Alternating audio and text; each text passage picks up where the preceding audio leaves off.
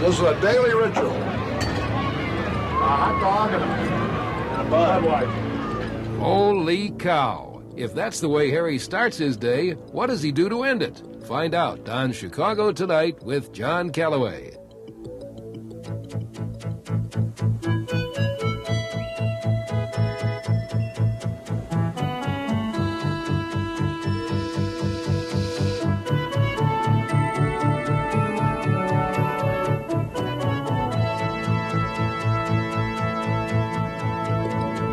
This evening on Chicago Tonight, Cubs broadcaster Harry Caray, and pinch hitting for John Calloway, Bruce Dumont. This man gets paid to watch baseball. But for Cub announcer Harry Caray, life isn't all home runs and Budweiser. After his standard luncheon fare of hot dogs and beer, Caray begins to prepare for the day's game. Along with WGN's highly acclaimed TV crew, Caray records voiceovers, which are then played into the broadcast. Your neighborhood True Value hardware store. While color commentator Steve Stone does his leadoff man interview on the field, Caray and crew prepare their scorecards and statistics for the day. And then, it's game time.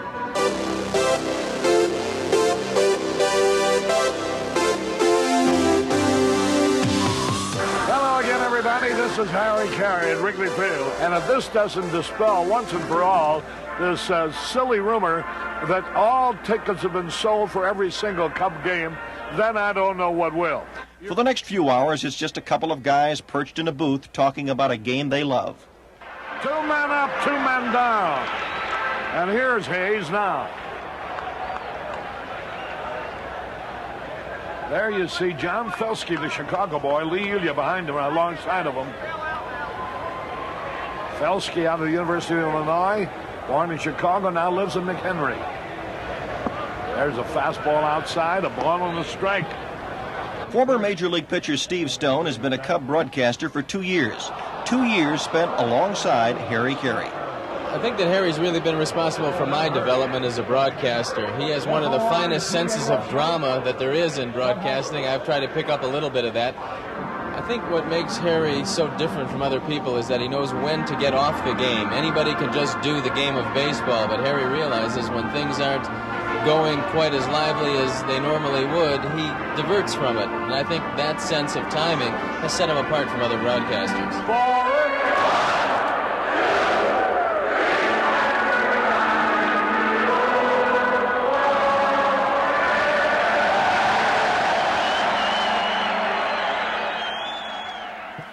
Harry Caray, welcome to Chicago Tonight. Hey, Bruce, how are you?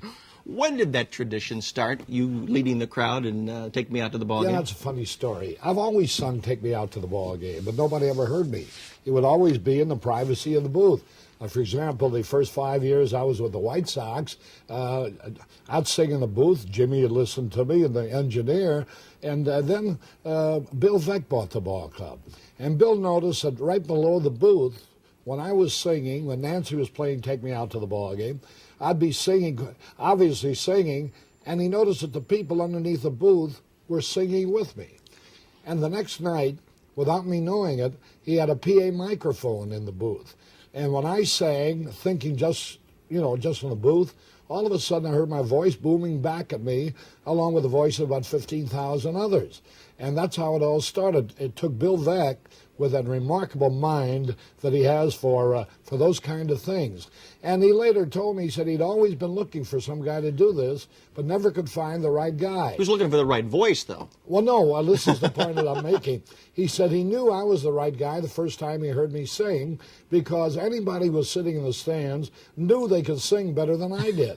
And so they would not be intimidated. If I had a great voice, nobody else would sing along. And, of course, that's what makes it, the participation of the fans. That's why you notice I'll get them started, and then I'll just I won't be singing just so you'll hear everybody else singing. And it's worked out great. Now I've created a Frankenstein. Many days you don't feel like singing, and yet you have to. You have to get up there, and it's showbiz, Well, you're seen now not only coast to coast, but you're seen in 5 countries on WGN, according to publicity. What 5 countries? Well, I know. We know 3 Costa of them, right? Rica, Costa Rica, okay. Belize, And then, of course, Puerto Rico is part of the United States, and Mexico. You get lots of letters from all over? All over the place. You know, we went on the Cubs cruise. It was really interesting. I didn't realize myself the scope of Channel 9's coverage. But we're getting on the boat in San Juan, and the security people stopped me. Come on, Harry, a 1, a 2, a 3. Every island we went to, people came flocking around. That's all they did there is watch the Cubs in the afternoon. Was the move to WGN the best move you ever made professionally? Yes. I've never made too many good business decisions, but I'm proud of that one because it was my doing.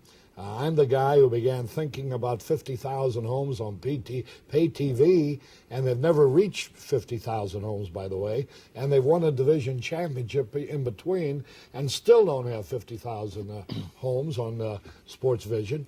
And then I got thinking about WGN with 22 million homes at that time for free. And I knew, boy, you know, there's no contrast, no comparison between reaching 50,000 homes and reaching 22 million. And now, of course, WGN's signal is reached in about 30 million homes. Ted Turner reaches about 36 million. My son Skip does the games for the Braves, so he potentially is seen and heard in 36 million homes, and I'm potentially seen and heard in 30 million. You get a monopoly on play-by-play broadcasters around the globe. Yeah, between the father and son, I guess we reach a few people. I want to talk about your early days in Chicago because you were a big, big star in St. Louis. When you left the Cardinals, you went to Oakland for a year, then you came to Chicago. And your first year and a half in Chicago was kind of difficult. That's when you and I first met. You were on a series of, you were on a chain of network stations. It was a ball of string and some tin cans. And that had to disturb you, did it? No, it didn't. I thought about it when I first made the deal with Stu Holcomb, and that was an interesting story. Stu told me, he said, Harry would like to have you broadcast. He said, I know your reputation for helping a team develop fans. He said, but we can't afford to pay you. But he said, I'll tell you what I'll do if you're willing to gamble with me. He said, I'll start you at $50,000, which is substantially less than you've been making. But he said, I'm going to make a gambling proposition with you. He said, I'll give you $10,000 for every 100,000 people that you draw over 560,000. Well, the year before, they'd only drawn 500,000. So I came in, and of course, Chuck Tanner came in at the same time. Rollie Heeman came in at the same time. Dick Allen? Well, Dick Allen didn't come in until 2 years later. But first year, we drew 878,000. The second year, we drew 1,000,001. The third year, we drew 1,000,003. The fourth year, Stu Holcomb called me in and he said, you just broke the bank, pal. We got to make a new deal. Yeah. And that was with hardly any coverage. Again, the radio coverage was very slim at we that had time. little small stations, LaGrange and Evanston. But I don't know what it was. I'll never forget, we're on these stations, and we're coming off the elevator, and Jack Dries, who's 6'7" and a wonderful guy and a fine announcer, was doing the games on television. So we get off the elevator to go into the Bard's room, and here I am being heard only on these peanut whistle stations, and here's Jack Dries being seen on television every day, and the elevator stops, and the two of us get off, and there's no mistaking me for Jack Dries. He's 6'7" and a former basketball star. All these people were waiting there for my autograph, and nobody even knew that Jack Dries was there. And I thought to myself, how can this be? And that was the first inkling I had that whatever I had, people liked it. The attendance clause, do you still have that with the Cubs? No, I wish I had. Yeah. I wish I had. You're bargaining that one away, huh? Boy, oh boy. I've never had that with the Cubs. I had that, as I say, with the White Sox for the first 4 years, and then they stopped it too. But you know, it's really remarkable at the Cubs, though. Goes to show you what a good ball club will do in a market, and the fact that they've always been an underdog. I think this is what appeals all over the country, why the Cubs have this charisma. Everybody, America's known for its tendency to root for the underdog. And here are the Cubs, who hadn't won since 1945. Suddenly people all over the country can see them. And here they're playing their games in a tiny ballpark seating 36,000 people. They televise every day for free, every single day. And as I say, they play in the daytime. And yet they draw 2 million people. This year they might draw 2,000,008. Last year they drew 2,108,000 and lost a sellout date in September against Montreal. With attendance figures like that and the tremendous success of the Cubs, your contract is up at the end of the season. Are you going to renegotiate, maybe ask for an attendance clause? No. Hey, I'm very happy. I'm very well paid. I have a handshake deal with Jim Dowdle, head of Continental Broadcasting. These are the kind of people I'm working for. Another reason I may, from the time. What about if somebody offered you more money to go to another market? I would never go. This is the last market I'm ever going to be in. This is your last stop, yes. Your last time at bat. If the Cubs don't want me, and if we can't get together on a deal, or if I think they're not being fair, I'll just go out in Palm Springs, California, and live the rest of my days. Harry, it is so obvious to anyone that's ever listened to you, and for those of us who've had an opportunity to listen to you and watch you over the years, there's certainly no doubt that you absolutely love baseball. Absolutely. There is no way that you can be phony about that. Did you play it as a kid? I played it as a kid. I played it in semi-pro. I went to a special tryout camp that the Cardinals had only for their most select prospects. Were you any good? In Decatur. Yeah, I was a fine fielding second baseman that didn't hit very much. I was a switch hitter. I hit 100 right-handed and 100 left-handed. If I could put the two together, I was a 200 hitter. But unfortunately, I only batted from either one side or the other. You said semi-pro. What was the most you ever made? I made $25 for playing on Saturday and $30 for playing on Sunday on the sand lots of St. Louis. So, I had to be a little bit better than the average sandlot ball player to get paid. You're talking 40, 45 years ago. Good when bucks. $20 and $25 and $30 is a lot of money. You have certainly managed more than your share of games from the broadcast booth.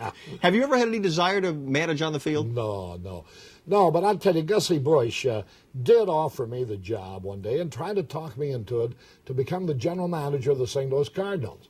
This is right after he had fired Bing Devine and before he hired Frank Lane. And, he and I were pretty good drinking buddies, and I love the old man, and I still do to this day. And I know he has a real affection for me. So he says, Harry, he says, you've been in baseball all these years. He said, I want you to become the general manager. He said, who knows more about this game than you do? I said, Gussie, you've got to be kidding. He said, why? Why won't you become the general manager? I said, number one, because I'd have to take a cut and pay. So then I realized that he's really serious. And I told him, I said, Gussie, Bing Devine was a fine baseball man. I said, there are a lot of others around. That's when he asked me, he said, what do you think of Frank Lane? Oh, I said, Frank Lane is outstanding. If you could get him. Shortly after that, he did hire him. And Frank came into St. Louis, and boy, he was a wheeler and a dealer. And he traded Red Shandies, a popular favorite. He was going to trade Stan Musial until Mr. Bush got into the act, and he said, you're not going to trade him. How did you get your start? You mentioned that this is your 40th season, 1945? My 41st year. 41st. Yeah, I got my start. I told you I was playing sandlot baseball. And when I'd go to the ballpark, I came out of high school and I was a sales correspondent for the Menard Manufacturing Company, which made basketball bank boards and horizontal bars, gymnastic equipment, school lockers, those kind of things. And when I went to the ballpark, every game seemed to be so exciting when I was there. I saw so much that excited me. And then the rest of the week I'd be listening on the radio, and it seemed so dull. I came to the conclusion that either I was very fortunate and only went to the ballpark when it was exciting, or that the announcers who were doing it didn't see in the game what I saw. And I figured that was more probable than the other choice. And that's when I wrote a blind letter and marked it personal. Mind you, writing letters is my business. I sent it to Merle Jones. I'll never forget the home address, 825 South Skinker Boulevard in St. Louis. I sent it to his home, and I marked it personal. And I don't know what made me do that, but that was the luckiest thing I ever did, because he later told me the story. He had been entertaining executives from CBS in New York over the weekend. He was dead tired. He left the office about 2 in the afternoon, went home to his apartment, and for the first time in his married life, he got the mail out of the mailbox. And he gets upstairs, kicks off his shoes, uncaps a cold bottle of Budweiser, and flips through the mail, and he sees this letter marked personal. He put everything aside, and opened it for fear that it might be a letter from some paramour, And so he reads this brash letter from this young kid who thinks that he can broadcast baseball better than his high-priced star who was doing World Series and All-Star games for CBS. So that's how it all started. That's amazing. Several years later, I won my first National League Announcer of the Year award that the Sporting News used to always give. And the first telegram I got was from Earl Jones, who was then in New York, third in command. It was William Paley, Dr. Stanton, and Earl Jones. There was the first wire of congratulations I got. About that award, Mel Allen won it about 10 or 12 years in a row for the American League, and I won it 7 or 8 or 9 years in a row for the National League. So they discontinued it because we won it every year. Break up the dynasties. Yeah. Well, then one of the cigarette sponsors, Chesterfield, had the idea of putting the best announcer in the American League, according to these awards, with the best announcer of the National League to do the Yankee games. And here I am turning down New York. Gee, I was just a kid about maybe 25, 26 then. And here I was turning it down because I thought, who needs to go to New York and be with Mel Allen when I'm the number one guy here in St. Louis, which is my home. I was born and raised there. Still wasn't a bad decision, though. No. St. Louis was good to you. There is nothing that I have done in my life, I think, that I would redo if I had it to do all over again. Okay, we've got to pause, a seventh inning stretch. I'm Bruce Dumont. This, of course, is Harry Caray. We will be back with more questions in a moment. Don't go away.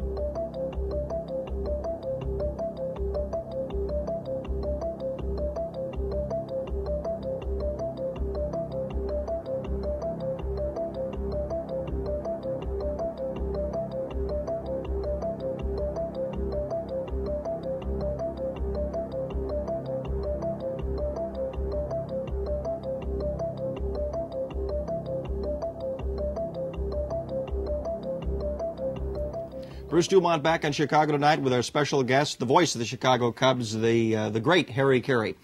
Harry, you deliver that line exactly the way I wrote it for you. What about your personal life? And what about them? Well, I'd like to tell us a little bit about your parents. Well, I don't even remember my parents. I died. They died when I was about 3 or 4 years old. First my mother, then my father. I was raised as an orphan, not in an orphanage, but I had to earn a way of life, earn my own livelihood very young in life. I remember one thing. When I graduated from grade school, we all were supposed to wear blue coats and white flannel pants, And I had a frayed blue coat, but I never had any white flannel pants. And so I didn't have the money to buy them. So I wore the gray pants that I had. And, there's no humor more cruel than young humor. And I'll never forget everybody in that graduating class looking at me and saying, well, wouldn't you know there'd be one in every class? Why isn't he wearing white pants? To this day, I remember that. I think that's where my drive began, that the day would come that I made sure that anything I wanted, anything I needed, I could afford to buy. And by gosh, that's the way it's happened. And you remember those days. You can appreciate what you have now because you came from that. I remember, I think my career really began when I sold newspapers, and I'd make 75 cents maybe $1. We had a lending library on the corner, and when I finished selling my newspapers, I'd go into the lending library, and I'd get the book out. I think it cost 3 cents a day.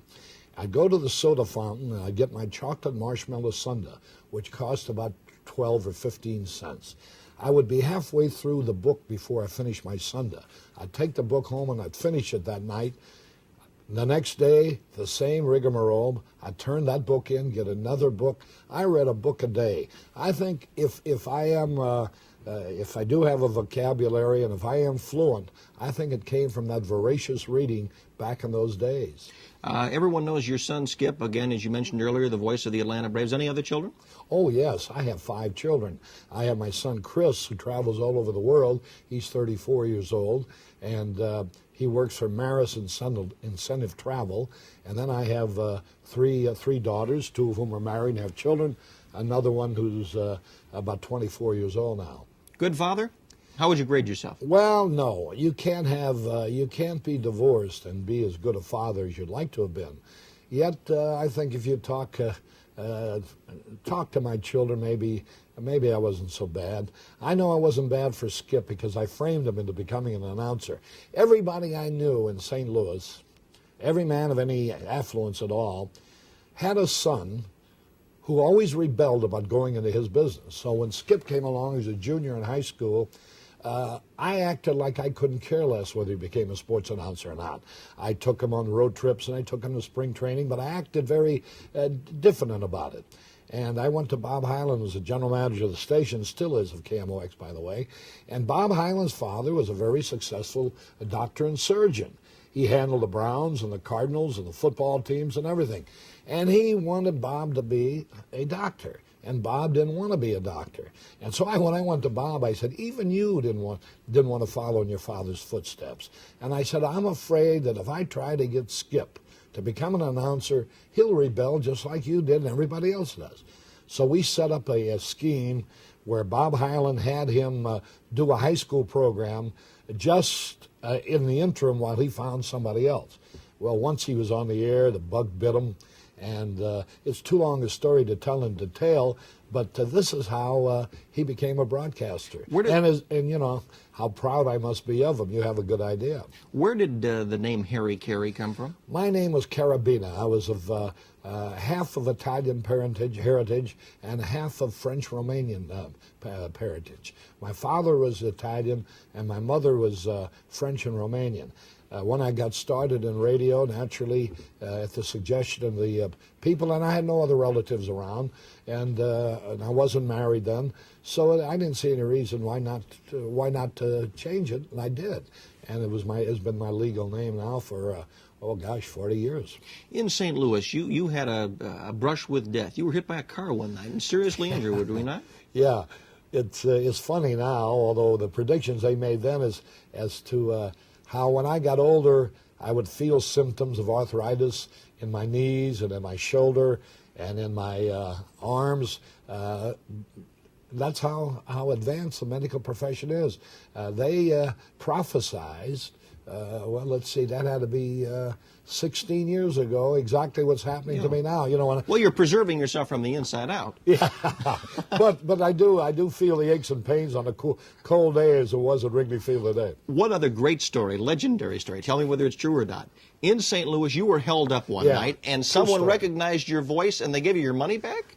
Well, it was about 4 o'clock in the morning, and my car wouldn't start. I'd come out of the Chase Hotel, and I had the side door on the Maryland Avenue side they always close it at midnight. So I have to go all the way around and call the auto club and wait for the auto club to arrive.